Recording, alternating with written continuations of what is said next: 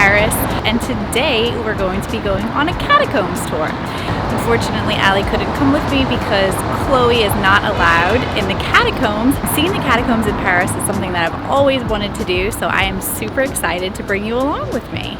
I got really lucky with my tickets for the catacombs, and I got them last minute, which means I went online the day of, and they are about half price. So I paid €15 instead of €29 for the ticket.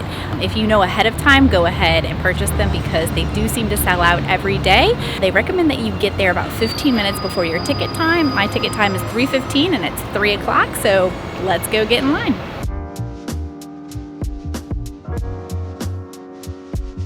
As soon as you walk about 20 meters down the stairs, I got a little dizzy.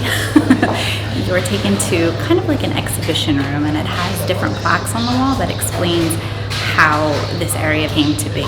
So before it was the catacombs, it was in the 15th century an old quarry. Then around the 18th century, Paris started having a booming population, and so because of that, the cemeteries were definitely overfilled and it started to pose a health risk. And so they decided to shift the bones from the cemeteries into this unused quarry. Before I came to the catacombs, I did a little research online and I found some interesting facts. So one of the things I learned is that there are people who come down here and they have like secret parts of it that are closed off to the public, so I thought that was pretty interesting. People also get lost in here, which is pretty scary. They also have been known to grow mushrooms down here, and people have also been swimming down here. Interesting fact that I read is that one of the largest wine heists happened down in the tunnels of the catacombs. So people followed the tunnels and then they went in and robbed this place and took lots of bottles of wine. The path is pretty well lit. There's lots of light, so it's not too dark. Not too claustrophobic either. Ceilings are pretty high. Kind of expecting it to have a smell and to be kind of damp. It is a little cooler down here, but it doesn't feel so damp and it doesn't really have a bad smell.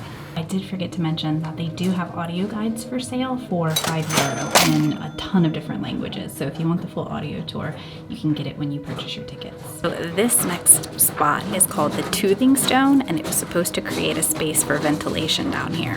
So far I've been walking about 5 minutes into the tunnels. Haven't seen any skeletons or bones as of yet. Look up here on the ceiling. You're supposed to be able to see some tool marks that were used to help the workers find their bearings, because I imagine it would be pretty easy to get lost. So I believe the pillar behind me was used to prevent the roof from caving in. Earlier I was saying it's not too damp. Well, a drop of water just hit the top of my head and there's water all over the ceiling. I don't know if you can see the water, but it is definitely up there.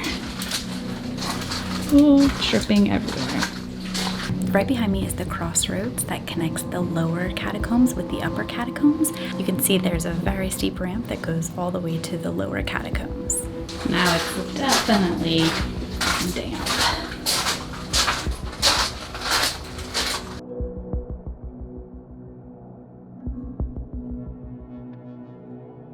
Okay, I've just entered the ossuary. There are definitely bones, skeletons on both sides of me. It's pretty creepy.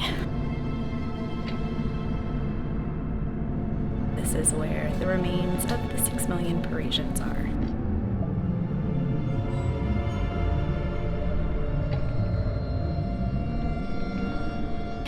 In this section, they have signs that tell you the place that the bones originated, as well as the date that they were moved from their cemeteries to the catacombs. This next area that I'm about to enter is called the Fountain of the Samaritan, and it's a well. The catacombs was also used during the French Revolution as a morgue. It is so quiet in here. I feel like I'm the only person in here right now. It's getting kind of creepy. It honestly feels like it's a never-ending tunnel of bones and skeletons. Behind me is the barrel, and it is hiding a column. One of the main things that happened here in 1897 was they held a concert between midnight and 2 a.m. and they played Chopin's Funeral March. They advertised it in the newspapers and it drew a crowd of about 100 people. Okay, I think the barrel was the last bit of bones and skeletons. Now I think I'm just going to make my way all the way down the tunnels to the exit, and then I have to climb all the way back up. I spoke too soon. There are more skeletons. This is a giant spiral staircase that definitely makes you dizzy, whether you're going up or down. And then of course at the end of the tour, there is a gift shop if you want to buy some catacomb related gifts. Thank you so much for coming along with me on a tour of the Paris Catacombs.